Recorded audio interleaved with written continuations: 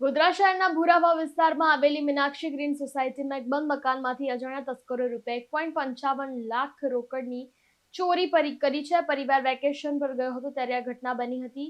ભૂરાવાવના Meenakshi green સોસાયટીમાં રહેતા ભાતીભાઈ ફુદાભાઈ પાદરિયા તેમના પત્ની અને બાળકો સાથે 17 ઓક્ટોબર 2025ના રોજ બપોરના સમયે તેમના વતને ગયા હતા અને ત્યારે 27 ઓક્ટોબર 2025ના રોજ સવારે આ ઘટના બની છે.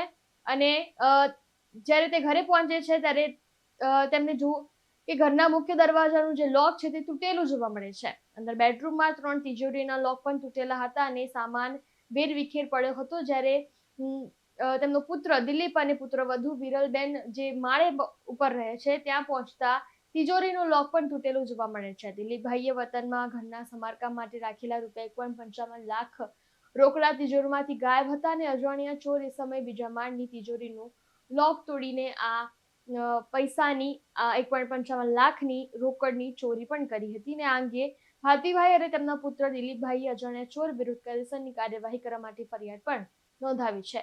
ગણેશ સોલંકી સાથે ચક્રવાત, પંચમહાલ.